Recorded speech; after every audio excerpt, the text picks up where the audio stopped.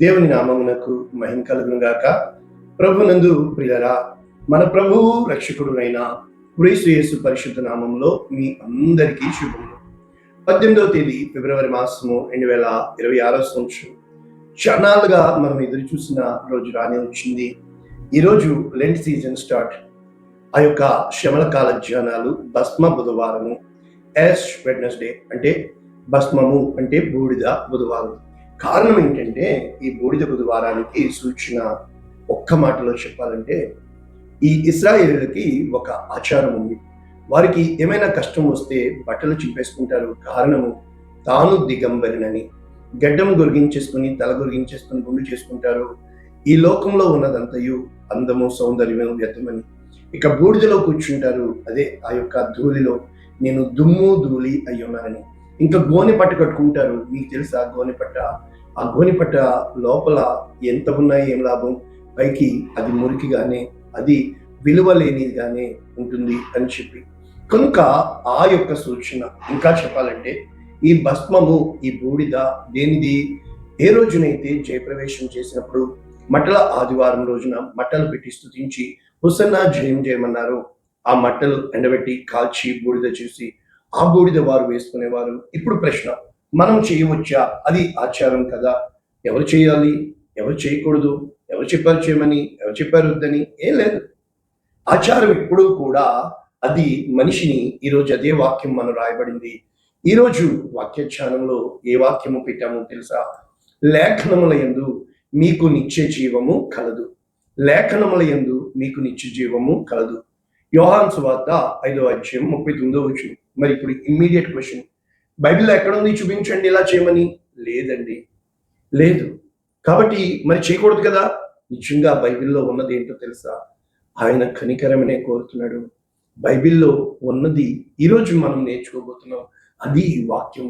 అంటే అర్థం ఏంటంటే, ఈ 40 రోజులు ఉపవాసం ఉండడం వలన దేవుడిని కొత్తగా ఏమి చేయడు. ఉండకపోవడం వలన దేవుడు చేసేదేమీ మానడు. ఉపవాసము అనే దానికంటే ఎన్నోసార్లు చెప్పాను, సహవాసము దేవునితో ప్రాముఖ్యమైనది. నీ యొక్క మాటల్లో, నీ యొక్క చేతల్లో, నీ యొక్క ప్రవర్తనలో, అనగా చూసేవారు చెప్పేవారు చాలా మంది ఉంటారు, కానీ చేసేవాళ్ళు తక్కువ మంది ఉంటారు. ఏ రోజున అయితే మన జీవితాలలో చేసే వాళ్ళముగా ఉన్నామో, వాక్యాన్ని అర్థం చేసుకోగలుగుతామో, చూసేవారంగా ఉన్నామో, చెప్పేవారంగా ఉన్నామో, వాక్యము ఏ రోజు కూడా, అంటే అర్థం ఏంటంటే ఒక్క మాటలో చెప్పాలి అంటే సింపుల్. డ్రైవింగ్ చేస్తున్నప్పుడు ఎవరైనా చూస్తున్నాం అనుకో, అంటే మనం బస్సులో, ఫ్లైట్లో, ట్రైన్లో అది చూడడం. అయితే చేస్తున్నప్పుడు, ఒరే అబ్బాయి కుడివైపు పోని, ఎడమవైపు పోని, అమ్మో జాగ్రత్త కారు మెల్లగా పోని, అది చెప్పేవాళ్ళు. కానీ ఏ రోజునైతే నువ్వు డ్రైవింగ్ సీట్లో కూర్చుంటావో అప్పుడు నిజమైన ఆ యొక్క, అంటే నాకు చూపిస్తున్నప్పుడు మర్చిపోతాను, నాకు చెప్పినప్పుడు అప్పుడు కూడా మర్చిపోతాను. అయితే ఎప్పుడైతే నా చేత చూపిస్తావో నేను చేయగలుగుతాను. అంటే don't teach me, I may forget. Don't show me, I may forget. Include me, నన్ను నీతో పెట్టుకో, ప్రాక్టికల్ అంటారు దాన్ని. నన్ను నీతో కలుపుకో. ఏ రోజునైతే మన జీవితాల్లో, మన చెప్తున్నాను లైక్ కొట్టండి, అది ఛానల్ వెళ్ళాలి, రైట్. కాబట్టి మన జీవితాల్లో ఈ వాక్యము ప్రధాన సూత్రధారి కావలసి వచ్చినప్పుడు, వాక్యము అంటే ఏంటో తెలుసా? ఆ వాక్యములో నీ జీవితము ఉంది. వాక్యము వెల్లటి అవుటతోడనే వెలుగు కలుగును, అవి తెలివి లేని వారికి తెలివి కలిగించును. నీ వాక్యము నా పాదములకు దీపము, నా త్రోవకు వెలుగు. ఈ లేఖనములు, శాసనములు, కట్టడములు నీ వాక్యము, నీ ధర్మశాస్త్రము అని చెప్పి కీర్తన 119 భక్తుడు చెప్తూ ఉంటాడు. ఈరోజు అటువంటి వాక్యము ఇప్పుడు మరి లెంట్ చేయాలా వద్దా? అది మీకే వదిలేస్తున్నాను. మరి అయ్యగారు మీరేం చేస్తారు? మేము లెంట్ చేస్తాం. ఆరోగ్యాన్ని బట్టి వాళ్ళకి చెప్తాం, అమ్మ ఉపవాసం కాదు, నీ ఆరోగ్యం జాగ్రత్త. కొంతమందికి టాబ్లెట్స్ కూడా వేసుకోరు, కఠినంగా నియమంగా ఉంటారు. నేను అలా చెప్తున్నాను, నువ్వు నియమంగా ఉన్నావనేసి దేవుడు నీకేమీ పెద్ద పాత్ర వేయడు. లేవని చెప్పి వదలడు. ఆయన నీ హృదయాన్ని చూస్తున్నాడు, కానీ కృపనిస్తూ ఉంటాడు. కనుక చేయగలిగితే అని నేను చెప్పను, చెయ్యాలి అనే పట్టుదల అని కూడా చెప్పను. ఒకటి, నీకు మంచిది అనిపించిందా? రేపటి రోజున ఎవరు నిన్ను లెక్క అడిగినా వాళ్ళు అలా అన్నారు, ఇలా మార్చండి, మళ్ళా కాయగూరలే తింటారు. ఇవన్నీ వ్యర్థం. నీవు తిండిని బట్టి దేవుడు చూడు, నీవు ఉండే హృదయాన్ని బట్టి దేవునికి నివాస స్థలముగా ఉందా? కాబట్టి ఈరోజు వాక్య ధ్యానము యోహాను సువార్త 5వ అధ్యాయము 39వ వచనం. లేఖనముల యందు మీకు నిత్య జీవము కలదని తలంచుచు వాటిని పరిశోధించుచున్నారు, అవే నన్ను గురించి సాక్ష్యం ఇచ్చుచున్నవి. ఇంగ్లీష్లో మనం చూసినప్పుడు new living translation, you search the scriptures because you think they give you eternal life. మీరు పరిశోధిస్తున్నారు నిత్యము లేఖనములను, ఎందుకని? అవి మీకు నిత్య జీవమునిస్తాయని. But the scriptures point to me, కానీ ఆ లేఖనములు నన్ను గూర్చి మీకు వివరించుచున్నవి. ఉదాహరణకి, నేను నిత్య జీవం పొందాలి అంటే ఏం చేయాలని ఒక శాస్త్రి వచ్చినట్లు దేవుని దగ్గరికి, అప్పుడు మంచి సమరైన స్టోరీ చెప్పాడు. అంటే లేఖనములు చదువుటను బట్టి నీవు నీతిమంతుడవు కాలేవు, లేఖనములు వినుటను బట్టి నీవు నీతిమంతుడు కాలేవు, లేఖనములు కంఠోపాఠం చేసినట్టు బట్టి. ఏ రోజునైతే కంటత కాదు వంటత, ఏ రోజునైతే నీ ఒంట్లో పట్టించుకుంటావో, ఎదుటివాని కంటిలో ఉన్న నలుసుని కాక నీ కంటిలో ఉన్న దూలమును నువ్వు చూసుకుంటావు, వైద్యుడా నిన్ను నీవే స్వస్థపరచుకో. అంటే దేవుని ఎదుట నీ హృదయము ఏ విధంగా ఉంది అనేది స్వపరీక్ష చేసుకుంటావు. ఇక్కడ ఈ లేఖన భాగాలు ముందు వెనుక ఇక్కడ ఏం చెప్పడానికి ప్రయత్నం చేస్తున్నారు యేసు ప్రభుల వారు? మొట్టమొదట ఈ 5వ అధ్యాయంలో సాక్ష్యము గురించి, కారణము వ్యభిచారంలో పట్టబడిన స్త్రీని తీసుకొచ్చి యేసు ప్రభు ముందు పెట్టి, ధర్మశాస్త్రం చెప్తుంది రాళ్ళు పెట్టి కుట్టి చంపేయాలని అని చెప్పినప్పుడు, అక్కడ క్రీస్తు యేసు ప్రభుల వారు ఏ విధంగా వారిని డీల్ చేసిన విధానం కావచ్చు. ఈ 5వ అధ్యాయంలో ఆ బెతెస్దా అనే కోనేరు దగ్గర ఏ విధముగా ఆ యొక్క 38 సంవత్సరాల నుంచి ఆ కోనేటి దగ్గర పడి ఉన్న వాడిని విడుదల చేయడం కావచ్చు, యేసు క్రీస్తు ప్రభుల వారు కుష్ఠరోగులుగా, ఇలాగ ఎన్నో కార్యాలు ఉన్నప్పుడు 6, 7, 8 అధ్యాయాలు మనం చూడగలుగుతాము. పరలోకం నుండి పంపబడిన వాడును మన్నాను నేను అని యేసు క్రీస్తు ప్రభుల వారు, నాయందు విశ్వాసం ఉంచువాడు లేఖనములు చెప్పినట్లుగా వానిలో నుండి జీవ జలములు ఊరును అని చెప్పినట్లు మనం చూడగలుగుతున్నాం. ప్రభువునందు ప్రియులరా, ఇక్కడ మనం నేర్చుకోవలసిన భాగ్యం ఏంటంటే, నన్ను గూర్చి నేను సాక్ష్యము చెప్పుకోను, అది సొంత డబ్బా. నన్ను గూర్చి సాక్ష్యం చెప్పు వేరొకడు కలడు, కనుక నిన్ను గూర్చి దేవుడు సాక్ష్యం పలకాలి అని అంటే, కనుక ఇక్కడ చెప్పబడుతున్న సీక్వెన్స్ ఏంటంటే, మీరు యోహాను వద్దకు కొంతమంది పంపారు, అతడు సత్యము గూర్చి సాక్ష్యం ఇచ్చాను. కనుక ఏమంటే, యోహాను మండుచు ప్రకాశించుచున్న దీపమై ఉండెను, అతని వెలుగులో మీరు కొంతకాలం ఉన్నారు. అయితే యేసుక్రీస్తు ప్రభు అంటారు, యోహాను కంటే గొప్పవాడు ఇక్కడున్నాడు, యోనా కంటే గొప్పవాడు ఇక్కడున్నాడు, సొలొమోను కంటే గొప్పవాడు ఇక్కడ ఉన్నాడు, దేవాలయం కంటే గొప్పవాడు ఇక్కడ ఉన్నాడు అని ఎన్నో చోట్ల చెప్పబడుతూ ఉంటుంది. కనుక ఇక్కడ ప్రస్తుతము 36వ వచనంలో, యోహాను సాక్ష్యం కంటే నాకు ఎక్కువైన సాక్ష్యం కలదు, నేను నెరవేర్చుటకి తండ్రి ఏ క్రియలను నాకు ఇచ్చినాడో నేను చేయుచున్న ఆ క్రియలే తండ్రి నన్ను పంపించాడని. అయితే తండ్రి నన్ను గూర్చి సాక్ష్యం ఇచ్చుచున్నాడు, మీరు తండ్రి స్వరం వినలేదు, స్వరూపము చూడలేదు, అయితే ఆయనను మీరు నమ్మలేదు కనుక మీలో ఆయన లేడు అని చెప్పి ఆ సందర్భంలో లేఖనముల యందు, కనుక మీకు జీవం కలుగునట్లు మీరు నా యొద్దకు రారు, మహిమ మనుష్యులలో మీరు పొందుకుంటున్నానికి ప్రయత్నం చేస్తున్నారు. ఇది మైండ్ లాజిక్. ఆ సందర్భంలో చెప్పబడిన ఈ కార్యాలు మనం చూసినప్పుడు ప్రభునందు పిల్లరా, కొరింథీయులకు రాసిన పత్రిక 2వ అధ్యాయం 3వ వచనం ఏం చెప్తుంది? రాతి పలకల మీద కానీ సిరాతో కానీ వ్రాయబడక మెత్తని హృదయములు అను పలకల మీద జీవం గల దేవుని ఆత్మతో మా పరిచర్య మూలంగా వ్రాయబడిన క్రీస్తు పత్రిక అయ్యున్నారు.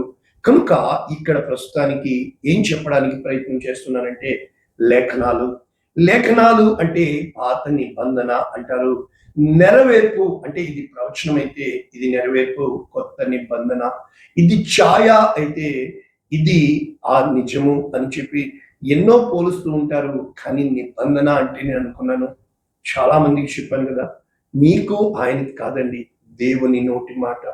ఎప్పుడైతే నోటి మాట ఆకాను మీరి ఉన్నాడో, ఆకానుని బట్టి ఎరికో గోడలు గొప్ప విషయాన్ని అక్కడ ఇవ్వబడినప్పటికీ యెహోషువ గ్రంథము 6వ అధ్యాయము 7వ అధ్యాయం వచ్చేప్పటికి ఆకాను శపితమైన ఒక షీనారు వస్త్రము, ఒక్క వస్త్రం కోసం కొంచెం బంగారం వెళ్ళి, ఒక చిన్న యాపిల్ పండు కోసం ఆ బలి చంపేయమన్న వాటిని తీసుకొచ్చి బలి ఇస్తానన్న పశువుల నిమిత్తము సౌలు కొట్టివేయబడినప్పుడు దేవుని నోటి మాట ఏ రోజైనా నీకేం చెప్పడానికి ప్రయత్నిస్తున్నాడు, ఏ దర్శనము దేవుడు నీకు ఇచ్చాడు, ఏ విధముగా నడిపించాలనుకుంటున్నాడో నువ్వు గమనించుకోగలిగితే నీకు ఉన్న మొట్టమొదట ఇక్కడ దేవుడు నేరారోపణ ఏం చేస్తున్నాడో తెలుసా?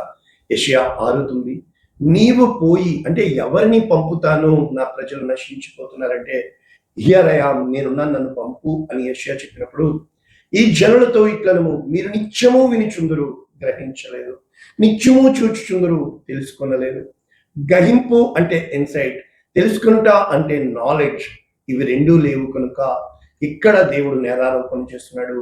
కన్నులతో చూచి, చెవులతో విని, హృదయముతో గ్రహించి మనస్సు మార్చుకోకపోయినందువలన. ఇది లేఖన భాగం. ఇవే భాగాలు ఇర్మియా ఆ యొక్క యెషయా గ్రంథం 29:8లో ఎలా చెబుతున్నాడు, వీరు ఎలా సంతోషపడుతున్నారు. ఆకలి కొన్నవాడు కలలో భోజనం చేసి మేల్కొనగా వాని ప్రాణము ఎందుకు తృప్తి పడుతుంది?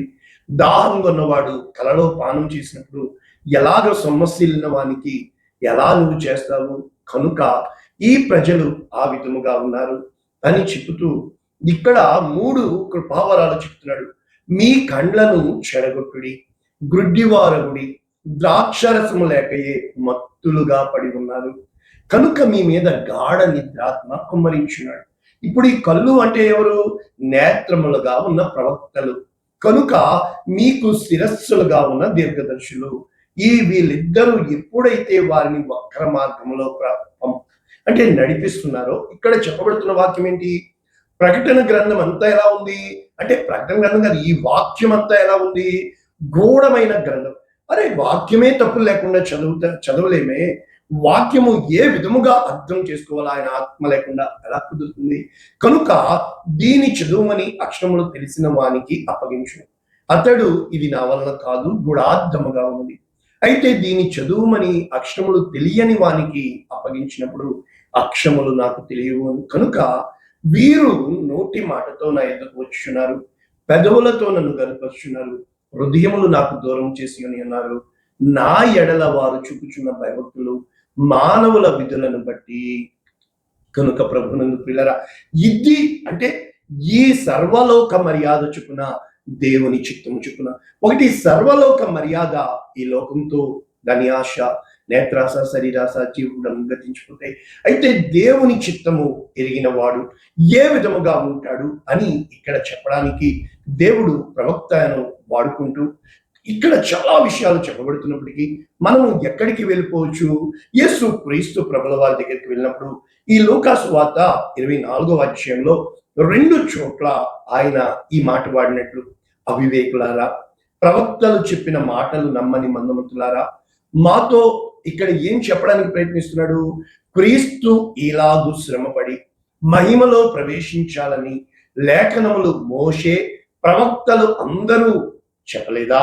అదే మాటలు 24:44లో మోషే ధర్మశాస్త్రంలోను ప్రవక్తల గ్రంథంలోను కీర్తన, మొత్తం పాత నిబంధన అయిపోయింది కదా, ఆయన నన్ను గూర్చి రాయబడిన ప్రకారంగా నేను వచ్చి ఉన్నాను అంటే ఎలా రాశారు?